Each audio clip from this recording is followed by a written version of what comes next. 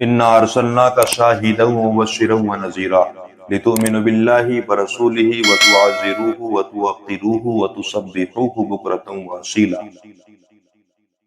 अल्लाह तबारक व तआला ने फरमाया, ऐ महबूब, हमने आपको भेजा गवाह और खुशखबरी, गवाह बनाकर और खुशखबरी देता और डर सुनाता कि ऐ लोगो ईमान लाओ अल्लाह पर, लितुमिनु बिल्लाहि व रसूलिहि, ईमान लाओ अल्लाह पर और उसके रसूल पर, व तुअज़्ज़िरूहु, और मेरे महबूब की यानी सरवरे कायनात जनाब मुहम्मदुर रसूलुल्लाह सल्लल्लाहु तआला अलैहि वसल्लम की ताज़ीम करो, व तुअज़्ज़िरूहु व तुअक़्किरूहु, और मेरे महबूब की तारीफ करो, तौक़ीर बयान करो। और आगे परवरदिगार ने फरमाया, व तुसब्बिहूहु बुक्रतन व असीला। तो हमको इस आयत मुबारका से मालूम होना चाहिए, इस आयत मुबारका से मालूम होना चाहिए कि अल्लाह तबारक व तआला ने ये फहरिस्त जो रखी है, फहरिस्त, लितुमिनु बिल्लाह, अल्लाह पर ईमान, व रसूलिही, उसके महबूब पर ईमान, व तुअज़्ज़िरूहु ताज़ीम, व तुवक़्किरूहु तौक़ीर, व तुसब्बिहूहु नमाज पाकी। तो आखिर पहले चाहता तो अपनी नमाज को पहले रख सकता था ना। अगर चाहता तो नमाज को पहले रख सकता था, लेकिन अल्लाह तबारक व तआला ने सबसे पहले ईमान का जिक्र किया। अब हम ये जो है आयत करीमा उनको सुनना चाहिए, पैगाम उनके लिए जो कहते हैं वमा खलक़तुल जिन्न वल इंसा इल्ला लियअबुदून। अब बताइए कि अल्लाह, बेशक इस आयत करीमा पर हम सब अहले सुन्नत का जो है तो ईमान है। अल्लाह तबारक व तआला ने फरमाया कि हमने इंसान और जिन्नात को सिर्फ अपनी इबादत के लिए पैदा फरमाया है। तो उस आयत करीमा से पहले ये आयत करीमा है कि पहले ईमान लाओ, ईमान, उसके बाद अपने महबूब की ताजीम। अगर ताजीम नहीं तो तुम्हारा ईमान, तुम्हारे आमाल तुम्हारे मुंह पर मार दिए जाएंगे। क्यों? कि ईमान, आमाल के लिए ईमान शर्त है, आमाल के लिए ईमान शर्त है, और ईमान के लिए ताजीम शर्त है। अगर आपके अंदर ईमान वाला होने का दावा करते हो कि हम ईमान वाले हैं, तो अब आपको दिल में सोचना चाहिए कि हमें अल्लाह, हमारे दिल में अल्लाह के रसूल की ताजीम है कि नहीं। अब आप कहेंगे ताजीम किसे कहते हैं? मोहब्बत, तो मोहब्बत ही को ताजीम कहते हैं? नहीं, मोहब्बत और है, ताजीम और है। मिसाल के तौर पर हम आपसे मोहब्बत हमने की, और आपसे मोहब्बत करने के बाद जो है तो हम आपके सामने तो मोहब्बत कर रहे हैं। अब मोहब्बत करने, अब आप हमसे बड़े हैं और हम आपके पास यानी आप हमारे पास आए और हम जो है तो कुर्सी पर बैठे हुए हैं और आप भी आकर खड़े हो गया।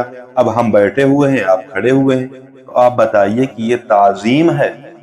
अब हमारे अंदर आपकी मोहब्बत तो है लेकिन ताजीम नहीं है, तो आप ये बताइए कि मोहब्बत काबिले कबूल हो ही नहीं सकती जब तक ताजीम नहीं होगी।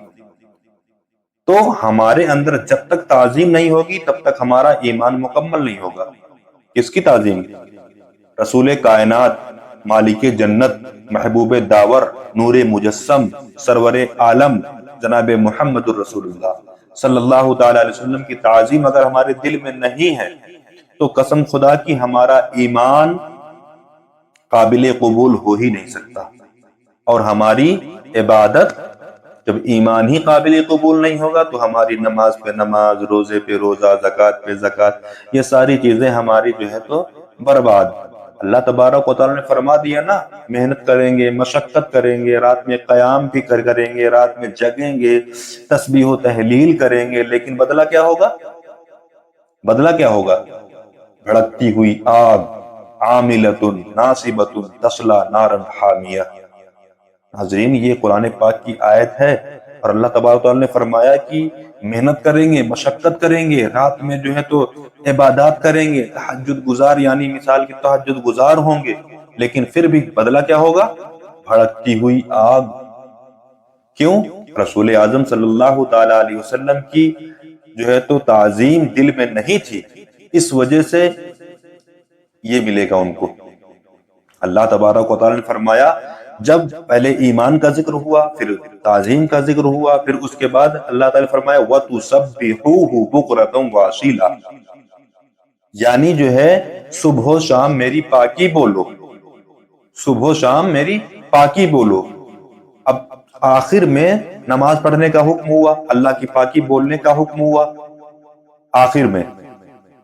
تو ہمیں یہاں سے یہ سیکھ ملتی ہے کہ پہلے ہم اپنا عقیدہ، اپنا ایمان مضبوط کریں، اس کے بعد اپنے پیارے آقا کی تعظیم کریں، ہم اپنے نبی پر صلاۃ والسلام پڑھیں۔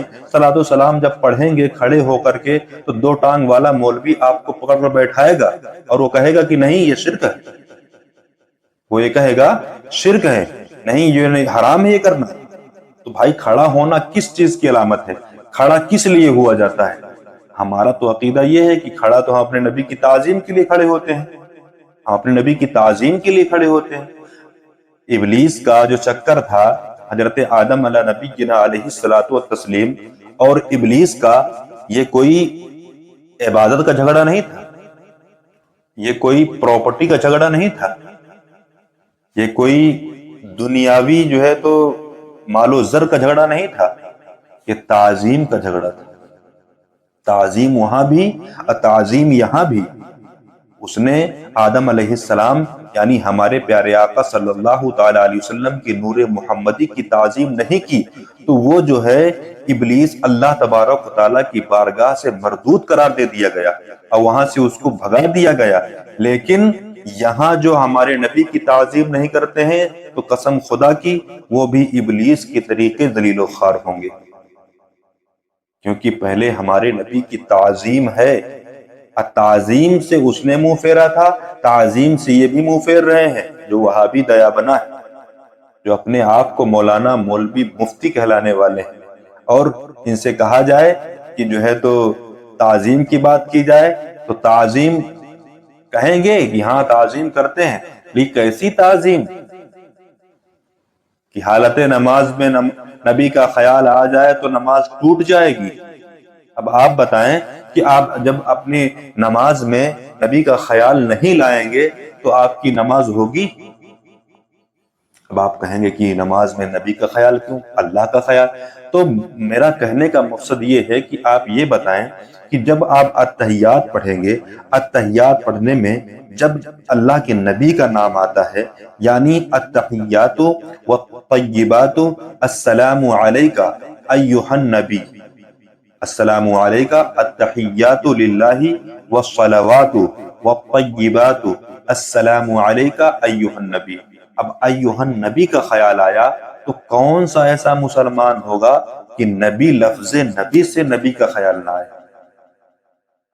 آپ اپنے دل میں ہاتھ رکھ کر سوچئے کہ لفظ نبی سے نبی کا خیال نہیں آئے گا، سلام پڑھو گے تو نبی کا خیال آئے گا، درود پڑھو گے تو نبی کا خیال آئے گا، کیونکہ نماز میں درود بھی پڑھا جاتا ہے۔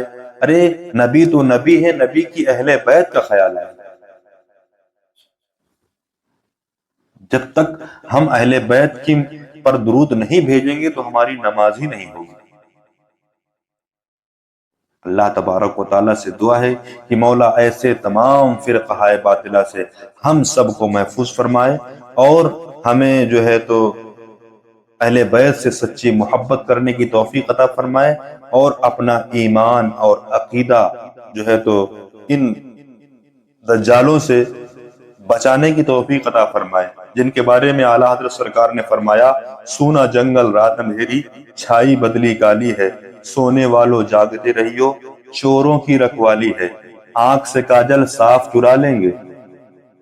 میرے امام نے پہلے وضاحت فرما دی، آنکھ سے کاجل صاف چرا لیں یا وہ چور بلا کے ہیں، تیری گٹری تاکی ہے اور تو نے نیند نکالی ہے، تو بے فکر سو رہا ہے، سوتا رہ جائے گا، تو بھی فکر سو رہا ہے، سونا ہی کافی ہے، تو کہتا ہے نیند ہے میٹھی تیری مت ہی نرالی ہے۔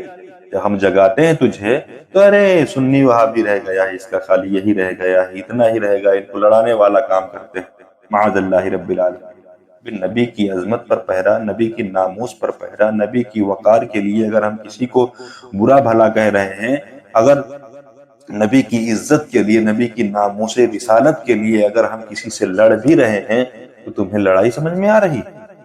اپنے گھر کی لڑائی نہیں دکھتی ہے؟ گھر گھر میں لڑائی، میاں بیوی میں لڑائی، باپ بیٹے میں لڑائی، ماں بیٹے میں لڑائی، بیٹی بیٹی میں لڑائی، ننند بھوجائی میں لڑائی، ننند اور بھابھی میں لڑائی، ساری گھر میں ساری خرافات ہیں۔ لیکن جب دین کی بات آتی ہے، جب دین کے لیے ہم لڑتے ہیں، تو کہتے ہیں یہ لڑانے والے۔ تم اپنے لیے زندہ ہو؟ پیدا کس کے لیے ہوئے ہو؟ نبی کے لیے پیدا ہوئے۔ زمین و زماں تمہارے لیے، مکین و مکہ تمہارے لیے، چنین و چنا تمہارے لیے، بنے دو جہاں تمہارے لیے۔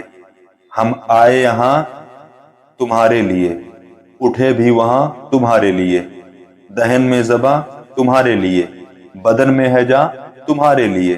ہم آئے یہاں تمہارے لیے، اٹھے بھی وہاں تمہارے لیے۔ جب اپنے نبی کے لیے آئے ہو تو اپنے نبی کے لیے لڑو، اپنے نبی کے لیے جو ہے تو کسی سے دشمنی کرو تو اللہ اور اس کے رسول اس کے لیے کرو، اور کسی سے دوستی کرو تو اللہ اور اس کے رسول کے لیے کرو۔ اللہ تبارک و تعالیٰ سے دعا ہے کہ مولا کریم ہمیں سمجھ عطا فرمائے۔ السلام علیکم ورحمۃ اللہ وبرکاتہ۔